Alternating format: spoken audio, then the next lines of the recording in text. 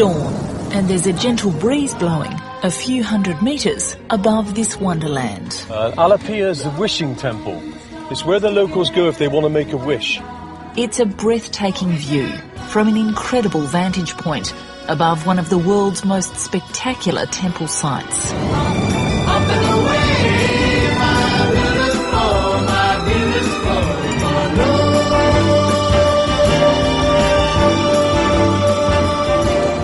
Tourists aboard these hot air balloons have it almost to themselves, but perhaps not for long.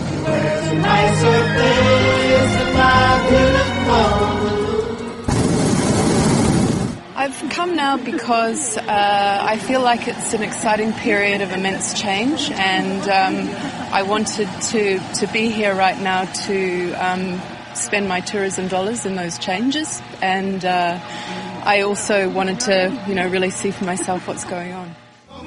I feel the same way. Burma's been an important story, but incredibly difficult to cover. Now the curtain's coming up and the possibilities feel endless. But we're getting ahead of ourselves. This journey started 2 weeks earlier, when I couldn't imagine what lay ahead.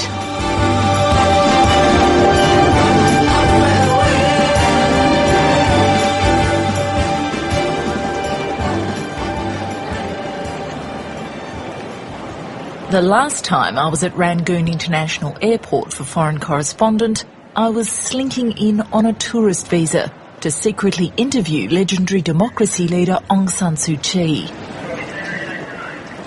Today, less than 12 months later, cameraman David Leland and I are legit, granted a relatively freewheeling visa to travel the country to assess firsthand the effects of the government's sudden, staggering democratic reforms. It's the type of journey we've never been allowed to make, and while the ability to operate openly is in itself a step forward, we're not really sure just how much freedom we'll actually have.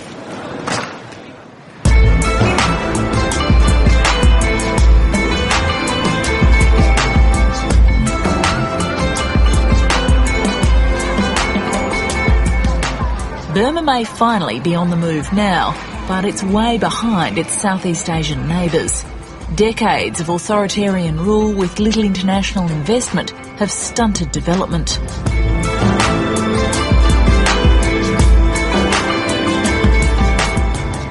On our way into Rangoon, the first of many sites that remind us we're in a very different world.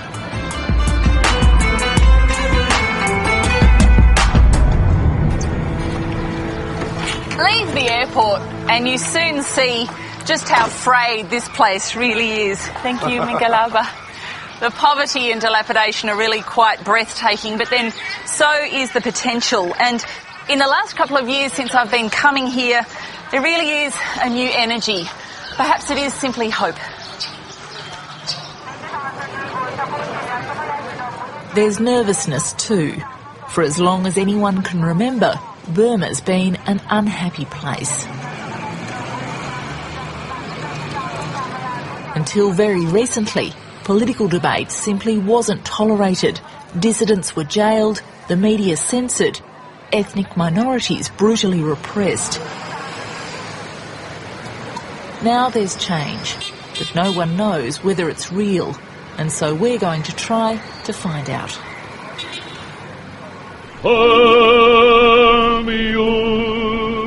Back to Mandalay, where the old Here in the old colonial capital of Rangoon, also known as Yangon, you can still find plenty of reminders that this used to be the richest country in Asia. Mandalay, where the flying fishers play. In the early 1900s, this city was an exotic gathering point for some of the world's most famous thinkers. Then the Strand Hotel hosted the likes of literary greats Somerset Maugham and George Orwell. Like Burma, the Strand has been through so much since it was opened in the boom time of 1901. War, disrepair, dictatorship, not to mention a backpacker invasion and a rat infestation. Now it appears the boom is back. The hotel's the busiest it's been in more than 10 years. I guess what everyone's wondering, though, is will it last? On the road to Mandalay. As it's always been, the Strand is an oasis amid the heat and dust of Rangoon. It used to be the place to be seen when the Brits were still in charge. These days, the centre of power has shifted.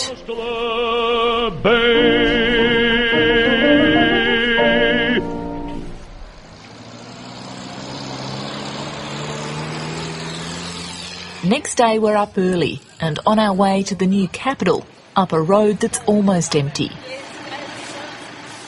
A toll of about $6 puts it way beyond most Burmese, who get by on less than $1 a day. About 6 years ago, the government simply upped stumps and moved to the middle of nowhere, abandoning Rangoon. No one really knows why, but the result is this: Naypyidaw, a kind of Canberra meets Pyongyang.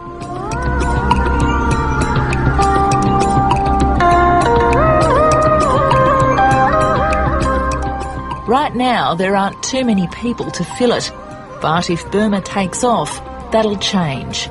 And in anticipation, the building frenzy is well and truly on.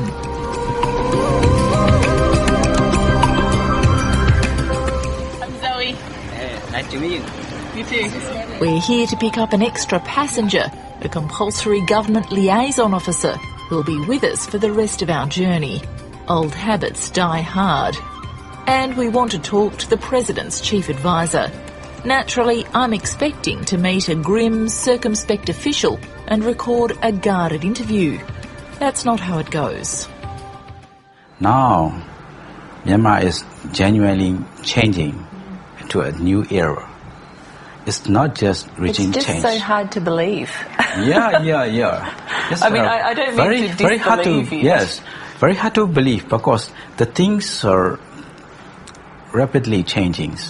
We need credibility, and we need legitimacy, and we need to make trust between the people and the government, also political parties and the government.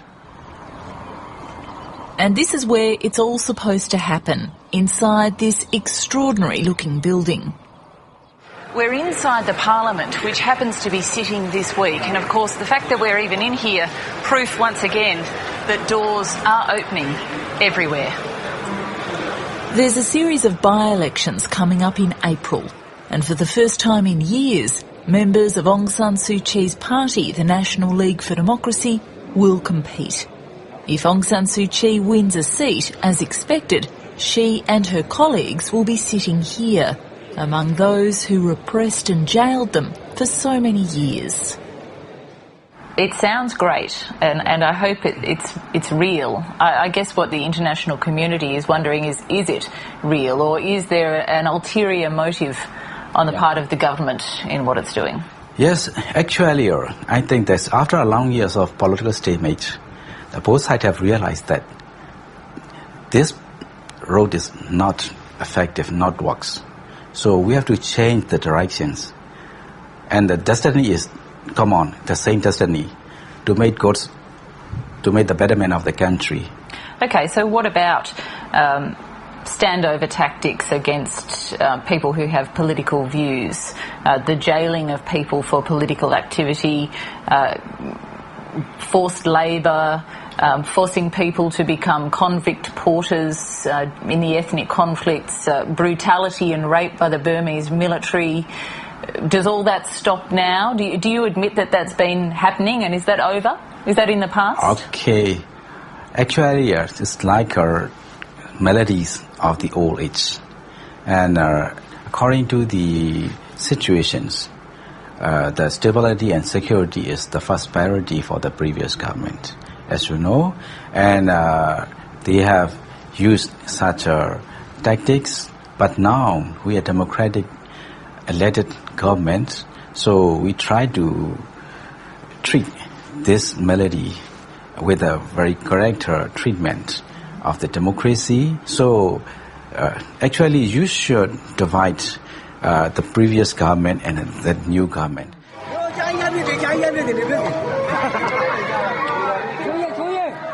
During our journey, we get to see for ourselves just what that means for many Burmese. We've come to a political rally for Aung San Suu Kyi. Oh, we love Dosu so much. This time is our chance, very, very big chance to see her. Her National League for Democracy won elections way back in 1990, but was never allowed to take power, and she spent long stretches under house arrest. This time, as they say, it's different. This is a campaign rally NLD style, and what's really notable about this is that these people are allowed to be here, at least in theory, and so are we. A campaign rally for Aung San Suu Kyi and her opposition, where local people can legally attend and so can the international media, would have been unthinkable such a short time ago. Last time we cannot come out on the road. Now you see a lot of people you can see on the road. In the Burma of old, it paid to keep your political allegiances to yourself. Now people are out and proud. Just a few months ago, publishing images of Aung San Suu Kyi was illegal. Now you can wear her face around town. How many T-shirts are you selling every day?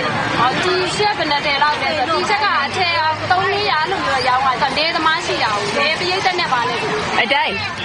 Wow. Once again, we see old habits die hard.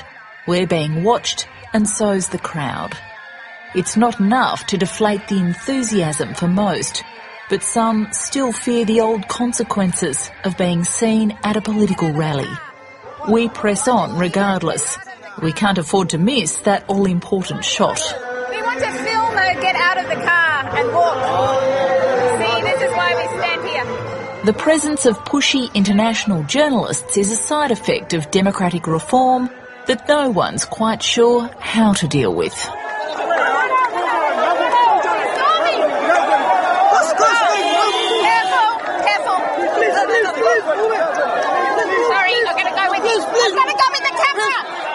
Finally, arriving into the heat and the dust like a cool breeze, the lady herself. It's a rock star welcome. Aung San Suu Kyi is not only taking the military on trust, she's also trying to overcome some restrictions on campaigning that appear to be designed to give government candidates an advantage. Democracy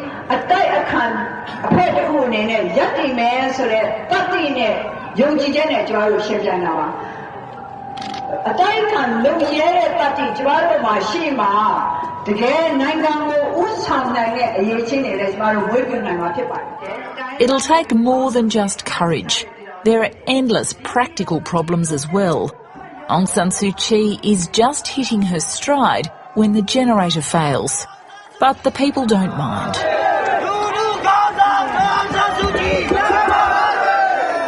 And pretty soon, she's off again.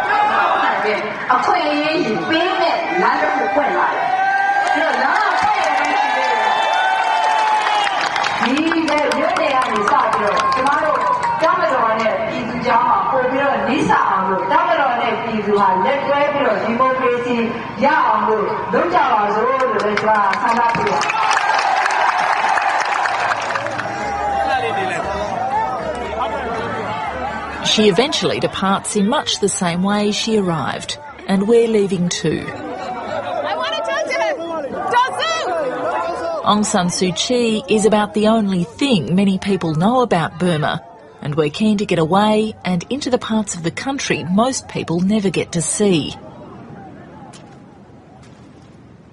The vast majority of Burmese live in remote rural communities, and it's like stepping back in time. They survive off the land, and the state does little for them. We've arrived at the village of Kondan in western Burma, and while we're roaming far and wide like never before, there are some limitations. Our government minders told us that we can't stay in the village with the local people, but we can stay at the monastery. So with the permission of the monks, that's what we plan to do. Come on.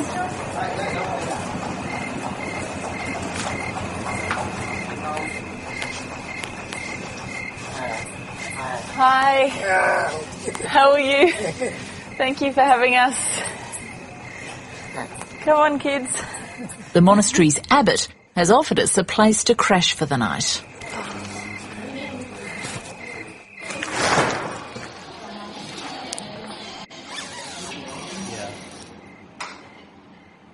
Buddha watches over us while we sleep.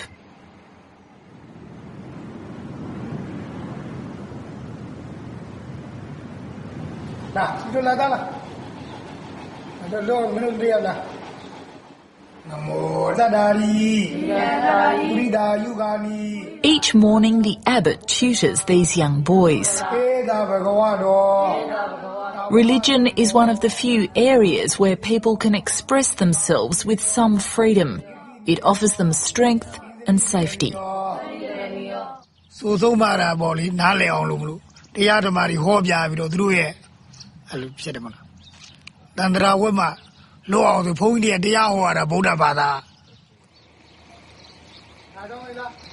Some monks have played a brave role in Burmese political resistance. They've spoken out when the people were too afraid to, and they've been punished for it. Many were jailed after a failed revolution in 2007, and they've only recently been released. Religion has endured, and the monastery remains figuratively and literally at the centre of every community.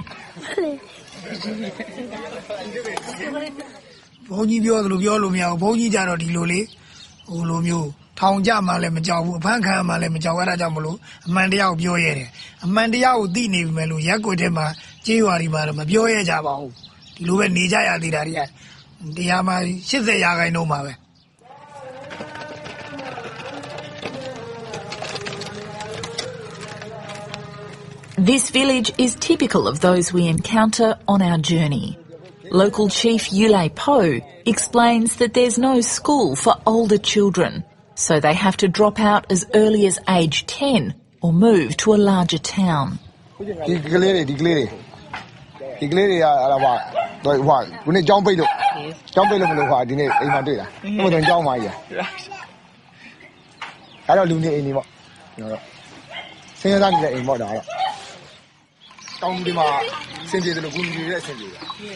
There are few community facilities or even basic services.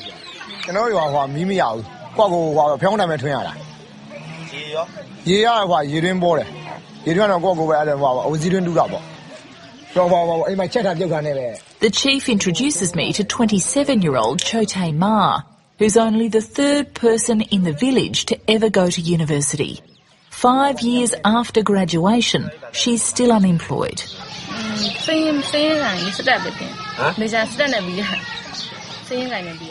In a country where the military controls every single thing, it's all about who you know.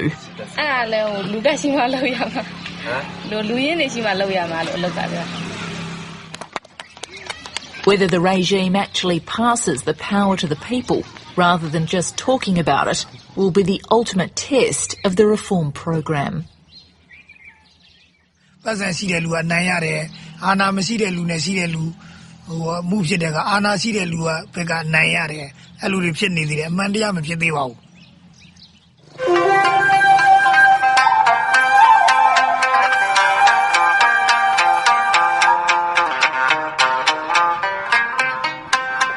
With 60 million people and an abundance of natural resources, Burma could be a new Asian tiger. Until now, the biggest investor has been China. But if the West lifts economic sanctions, money from other countries will flood in. And along with that will come curious tourists who want to see what all the fuss is about. And they're in for a treat. Until now, Burma's been a niche tourist destination, despite its obvious wow factor.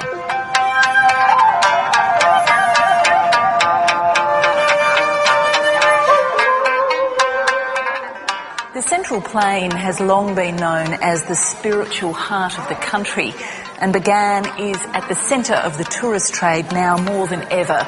Political change has brought about a tourist boom, with flights and hotels fully booked.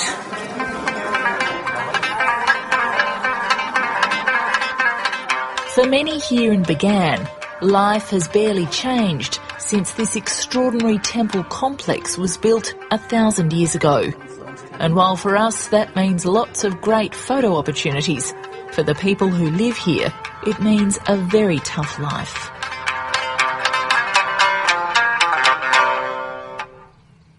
Right, everybody, welcome to Balloons over Bagan. As I said, my name is Ian, and I'm your pilot this morning.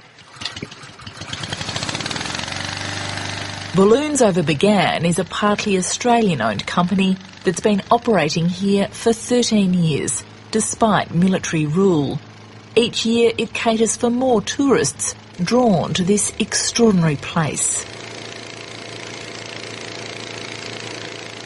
I guess somehow I had some impressions that it would be a lot more closed than it is, but people are willing to talk very freely to me, and people seem to be talking about having a sense of change themselves and what's coming, and are very hopeful. The world's a nicer place in my beautiful balloon. And more recently, with the relaxation of the military's iron grip, the numbers have really taken off. Okay, we're climbing up now, guys. Oh, we can fly.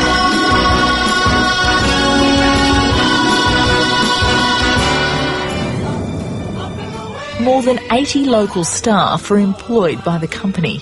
It's making a big difference to the local economy.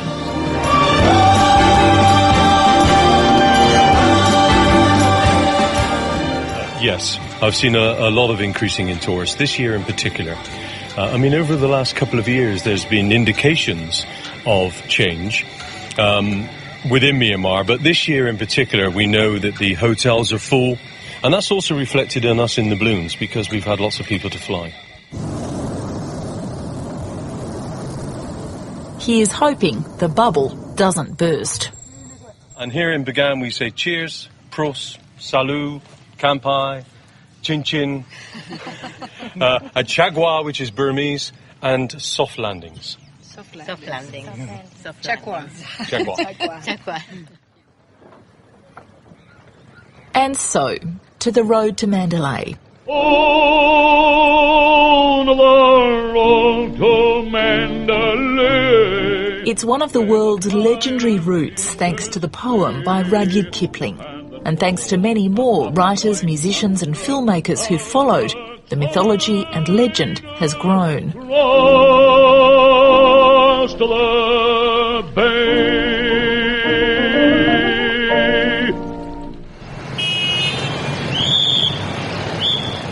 But in the 21st century, it's a well-worn trail that leads to a city that's arguably the engine room of the country. Surrounded by historic old cities, it's become an economic hub propped up by Chinese money. Sadly, it's our last stop. If, as is hoped, Burma's tentative steps back into the world become strides that bring prosperity to the people, then Mandalay will be an epicentre of a new nation. It's a big if.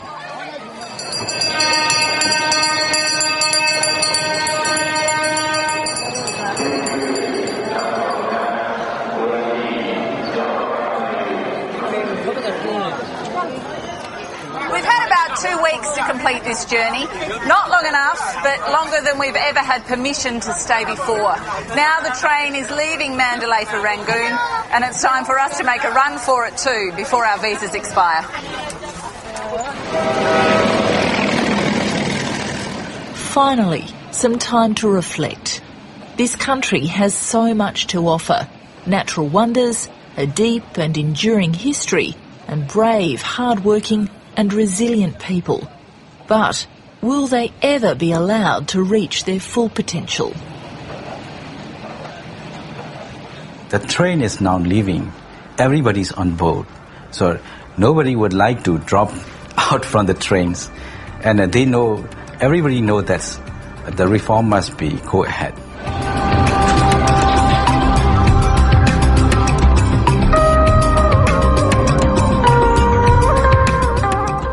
It's clear that this place is changing fast. Who knows if the people at the top will keep their word? And what will it mean for those who until now have never had a say in their future? There's only one thing for it. Down the track, I'll just have to come back and find out.